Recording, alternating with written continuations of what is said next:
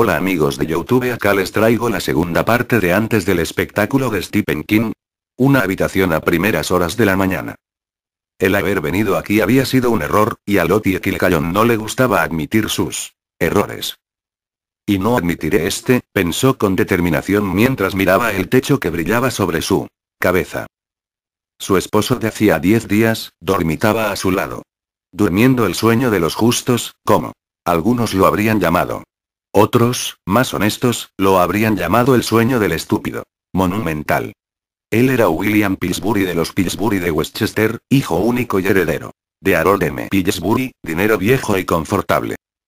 Les gustaba hablar de editoriales porque la edición era la profesión de los caballeros, pero también estaba la cadena textil en New England, la fundición en Ohio, las extensas fincas en el sur, algodón y cítricos y fruta. El dinero viejo era siempre mejor que el nuevo rico, pero de cualquier forma el dinero les salía por el culo. Si alguna vez se lo decía en voz alta de Bill, seguramente palidecería, e incluso podría caer desmayado. No temas, Bill. La profanación a la familia Pillsbury nunca saldrá de mis labios. Había sido idea suya pasar su luna de miel en el Overlook de Colorado, y había tenido dos razones para ello. Primera, a pesar de ser tremendamente costoso, todos los mejores hoteles lo eran, no era un sitio de moda al que ir, y a Lottie no le gustaba ir a los lugares de moda. ¿A dónde fuiste en tu luna de miel, Lottie? Oh, a ese perfecto y maravilloso hotel de temporada en Colorado, el Overlook. Un sitio adorable. Muy silencioso y tan romántico. Y sus amigos, cuya estupidez en muchos casos era sobrepasada por la del propio William Pillsbury, la mirarían estúpidamente, literalmente. Maravillados. Lottie lo conseguía otra vez. La segunda razón había sido más bien de índole personal. Quería pasar su luna de miel en el Overlook porque Bill quería ir a Roma. Era imperativo saber ciertas cosas cuanto antes. ¿Podría hacer las cosas a su modo inmediatamente? Y en caso de que no fuese así, ¿cuánto tiempo le llevaría dominarlo? Él era estúpido, y la había seguido como un perro con la lengua de fuera desde su baile de debutante, pero sería tan maleable llevando el anillo de matrimonio como lo había sido antes. Lottie sonrió un poco en la oscuridad, a pesar de su falta de sueño y de las pesadillas que había tenido desde que llegaron ahí. Llegaron ahí, era la frase clave. Ahí no era el hotel americano en Roma, sino al Overlook en Colorado. Ella podría manejarlo fácilmente, y eso era lo importante. Lo haría quedarse otros 4 días, originalmente había planeado 3 semanas, pero había tenido sueños que cambiaron sus planes, y entonces podrían regresar a New York. Después de todo, era ahí donde estaba la acción, este agosto de 1929. La bolsa de valores se volvía loca, el cielo era el límite, y Lottie esperaba ser heredera a miles de millones en vez de solo a 1 o 2 millones para esas fechas, el próximo año. Desde luego, estaban las débiles hermanas, que clamarían que el mercado se precipitaba a caer, pero ninguna llamó jamás a Lottie Kilgalloon una hermana débil. Ahora soy Lottie Kilgalloon Pillsbury, al menos así tendré que firmar mis cartas, y mis cheques, desde luego. Pero por dentro siempre seré Lottie Kilgalloon. Porque él no me tocará. Jamás. No por dentro, que es donde importa. La cosa más fastidiosa en esa primera etapa de su matrimonio, fue que a Bill de hecho le había gustado el Overlook. Todos los días se levantaba 2 minutos después del amanecer, perturbando el escaso sueño que ella había logrado conciliar en esas intranquilas noches, y miraba embelesado el amanecer, como una desagradable suerte de ambientalista griego. Se había ido a caminar 2 o 3 veces, se había ido en varias ocasiones con otros huéspedes a cabalgar disfrutando la naturaleza, y la aburría casi hasta hacerla gritar, con historias del caballo que había montado en esos paseos, una yegua albazana llamada Tessie. Él había intentado llevarla consigo a esos paseos, pero Lottie se rehusó. Montar significaba llevar pantalones holgados, y su trasero era un poco demasiado amplio para los pantalones holgados.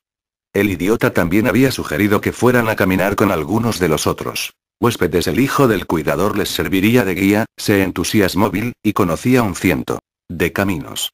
La cantidad de cosas que verías, le dijo Bill, te hacía pensar que estaban en 1829 en lugar de 100 años después. Lottie había rechazado esa idea también. Creo, querido, que todos los paseos deberían ser solo de ida, ¿sabes? Solo de ida. Su entrecejo anglosajón subió y bajó en su habitual expresión de azoramiento. ¿Cómo podrías hacer un paseo solo de ida, Lottie? Tomando un taxi que te regresara a casa cuando comenzaran a dolerte los pies, replicó ella fríamente. El asunto quedaba zanjado. Él se fue sin ella y regresó enrojecido. El estúpido bastardo se estaba bronceando. Ella ni siquiera había disfrutado las noches de bridge en el salón de juegos, y eso era muy inusual en ella. Ella era algo así como una barracuda para el bridge, y si fuera apropiado para las damas apostar en compañía mixta, habría traído una dote de efectivo al matrimonio. No es que la tuviera, claro. Bill también era un buen compañero de bridge, tenía las dos cualidades. Comprendía las reglas básicas y permitía que Lottie lo dominara. Ella pensaba que era justicia poética que su marido pasara la mayoría de sus noches de bridge haciendo el tonto. Sus compañeros de bridge en el Overlook eran ocasionalmente los Compson, y más frecuentemente los Vereker. A principios de los 70s, Vereker fue un cirujano que se había retirado después de un ataque al corazón que casi resultó fatal. Su esposa sonreía mucho, hablaba suavemente, y tenía ojos brillantes. Jugaban únicamente el bridge adecuado, pero siempre ganaban a Lottie y a Bill. En las ocasiones en que los hombres jugaban contra las mujeres, ellos terminaban apaleando a Lottie y a Malvina Vereker. Cuando Lottie y el Dr. Vereker jugaron contra Bill y Malvina, ella y el doctor normalmente ganaban, pero no había placer en ello porque Bill era un imbécil y Malvina no veía el juego como otra cosa, sino algo meramente social. 2 noches atrás, después que el doctor y su esposa hicieran una subasta de 4 tréboles, que no tenían el menor derecho a hacer, Lottie había revuelto las cartas en un súbito arranque de ira que no era nada común en ella. Normalmente podía mantener sus sentimientos bajo un mejor control. Pudiste haberte conducido por mis espadas en la tercera mano. Le siseó a Bill. Así los hubieras detenido en seco. Pero querida, dijo Bill, azorado, creía que estabas corta de espadas. Si hubiese estado corta de espadas no hubiera subastado 2 de ellas, ¿o sí? No sé por qué continúe jugando este juego contigo. Los Vereker los miraban con plácida sorpresa. Esa noche más tarde, la señora Vereker, la de los ojos brillantes, le diría a su esposa que había pensado en ellos como una pareja adorable, tan cariñosos, pero cuando ella revolvió las cartas de esa manera, le había parecido una musaraña, o se le llamaba musaraña hembra. Bill se le quedó mirando con la boca abierta. Lo siento mucho, dijo ella, recuperando la compostura y provocándoles un escalofrío interno. Supongo que me descontrolé un poco. No he dormido muy bien. Es una lástima, dijo el doctor. Normalmente el aire de las montañas, estamos a casi 12.000 pies sobre el nivel del mar, ¿sabe? Es un excelente relajante. Menos oxígeno, ¿sabe? El cuerpo no. He tenido malos sueños, le dijo rápidamente Lottie. Y las había tenido. No solamente malos sueños, sino pesadillas. Ella nunca había sido de las que soñaban, lo que diría algo desagradable y freudiano sobre su psique, sin duda, incluso de niña. Había habido, desde luego, unos cuantos sueños románticos y aburridos, en su mayoría. El único que podía recordar que se parecía mucho a una pesadilla, era uno en él, que estaba declamando un discurso de la buena ciudadanía en el auditorio del colegio, y miraba hacia abajo para descubrir que se había olvidado de ponerse el vestido. Más tarde, casi todo el mundo le dijo que la mayoría de la gente había tenido alguna vez un sueño similar en alguna ocasión. Los sueños que había tenido en el Overlook eran mucho peores. No se trataba de 1 o 2 sueños repitiéndose, con algunas variaciones. Todos eran diferentes. Lo único en lo que se asemejaban era que, en cada uno de ellos se encontraba en algún lugar del Hotel Overlook. Cada sueño empezaba con que ella se percataba de que estaba soñando, y algo terrible y espantoso le iba a ocurrir en el transcurso del sueño. Había una inevitabilidad al respecto, que lo hacía particularmente horrible. En uno de ellos, iba corriendo hacia el elevador, pues iba tarde a la cena, tan tarde que Bill, en un arrebato, había bajado antes que ella. Llamaba al elevador, que llegaba pronto, y lo encontraba vacío, salvo por el elevadorista. Mucho después pensaba que eso era muy extraño. A la hora del almuerzo, apenas podías apretujarte dentro de él. Incluso aunque el hotel estuviese lleno a medias, el elevador tenía una capacidad ridículamente pequeña. Su inquietud crecía a medida que el elevador descendía y seguía descendiendo. Durante demasiado tiempo. Seguramente ya habrían llegado al lobby, o incluso al sótano, y sin embargo, el elevadorista no abría las puertas, y seguía teniendo la sensación de que bajaban. Le tocaba el hombro con sentimientos encontrados de indignación y pánico, y se daba cuenta, demasiado tarde, de lo esponjoso que se sentía, de lo extraño, como un espantapájaros lleno de paja podrida. Y cuando él giraba su cabeza y le sonreía, ella se percataba que el elevador era operado por un muerto, su rostro de un cadavérico tono blanco verdoso, sus ojos hundidos, el cabello bajo su gorra, seco y marchito. Los dedos que pulsaban el botón estaban descarnados hasta los huesos.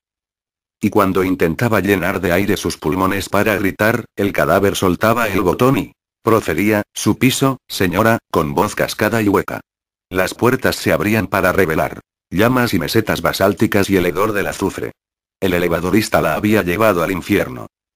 En otro, cerca del ocaso, se encontraba en la zona de juegos. La luz tenía un curioso tono dorado a pesar de que el cielo se veía encapotado y cargado de truenos. Unas membranas de agua danzaban por entre los dos afilados picos hacia el oeste. Parecía un paisaje de Bruegel, un momento de resplandor de sol y baja presión. Y ella sentía que había algo detrás suyo, moviéndose. Algo en el jardín de setos.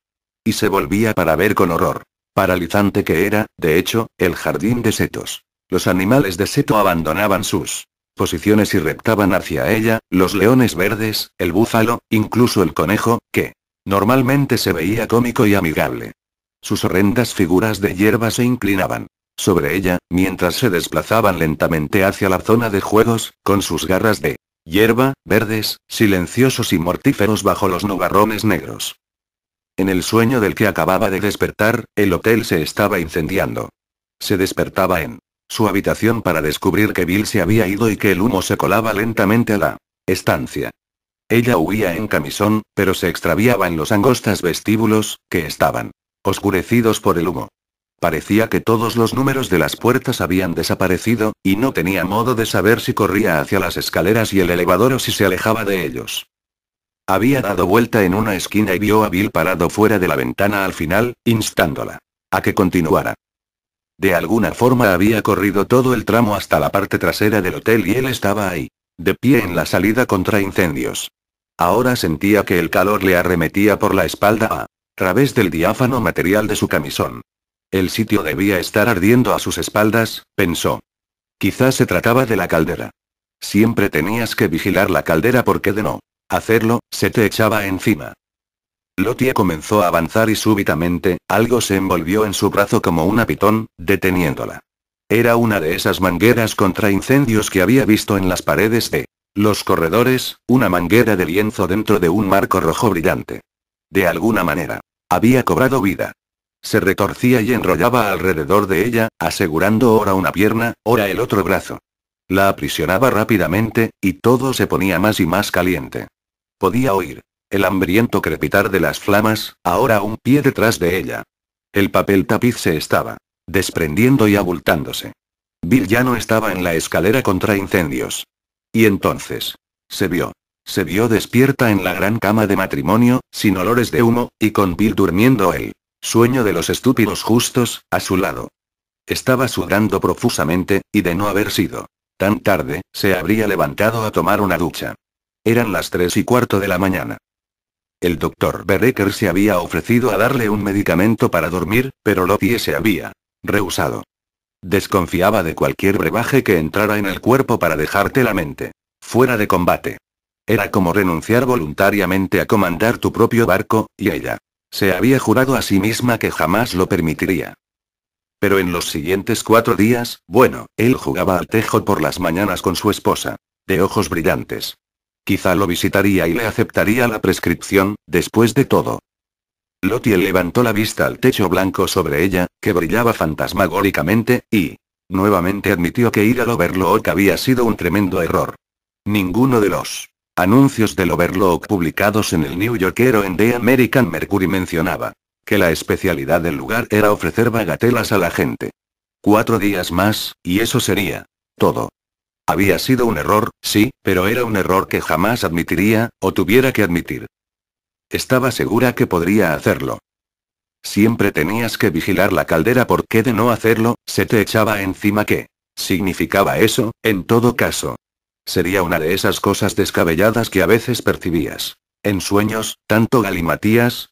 Ciertamente había sin duda una caldera en el sótano o en algún lugar para calentar el lugar, incluso los lugares de verano requerían calefacción en ocasiones, o no, aunque fuese solo para tener agua caliente. Pero venirse encima. ¿Podía una caldera echársete encima? Era como uno de esos descabellados acertijos, ¿por qué es un ratón cuando corre? ¿Cuándo es un cuervo un escritorio? ¿Qué es una caldera que se viene encima? ¿Es quizá como los setos? Había soñado que los setos se arrastraban. ¿Y una manguera contra incendios que había, qué?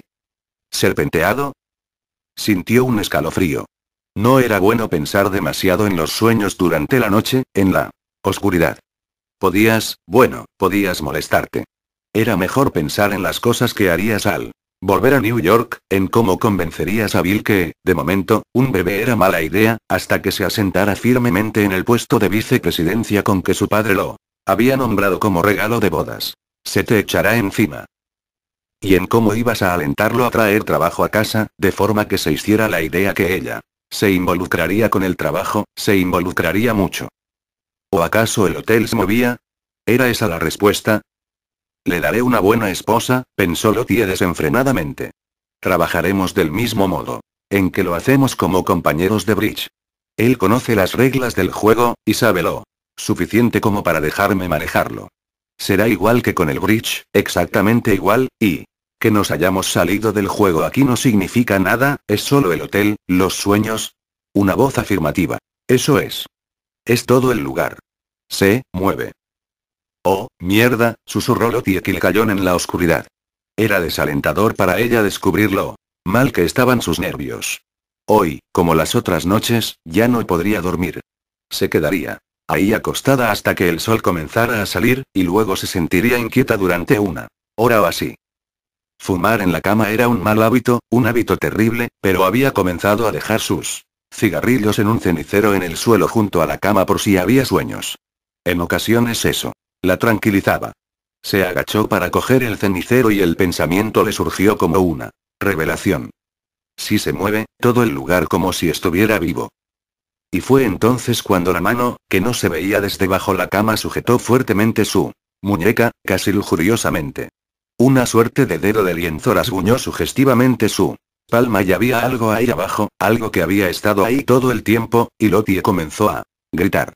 Gritó hasta que la garganta se le secó y se quedó afónica, y sus ojos se desorbitaron en su rostro, y Bill despertó a su lado, pálido de terror. Cuando encendió la lámpara, ella saltó fuera de la cama, se apartó al rincón más alejado de la habitación y se hizo un ovillo con el pulgar metido en la boca. Tanto Bill como el Dr. Bereker intentaron averiguar qué ocurría. Ella les dijo, pero con el pulgar en la boca, y le tomó un tiempo antes de darse cuenta que estaba diciendo, se metió bajo la cama.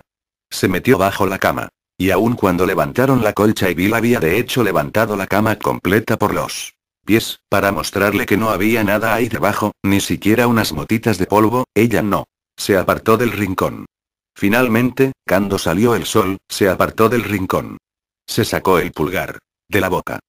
Permanecía alejada de la cama. Miraba a Bill Pillsbury con la cara blanca como un payaso. Regresaremos a New York, dijo ella. Esta mañana. Desde luego, murmuró Bill. Desde luego, cariño. El padre de Bill Pillsbury murió de un ataque al corazón 2 semanas después de la caída de la bolsa de valores. Bill y Lottie no pudieron mantener el barco a flote. Las cosas fueron de mal en peor. En los años que siguieron, ella pensaba constantemente en su luna de miel en el Hotel Overlook, y en los sueños, y en la mano de lienzo que había salido de debajo de la cama para apretar su mano. Pensaba más y más en esas cosas. Se suicidó en la habitación de un motel de la ciudad de Yonkers en el año de 1949, una mujer con canas y arrugas prematuras. Habían pasado 20 años y la mano que había aferrado su muñeca al agacharse a coger su cenicero, nunca la había soltado en realidad. Dejó una nota de suicidio. Con una sola frase en papel de Lolita Lynn. La nota decía: ojalá hubiésemos ido a Roma.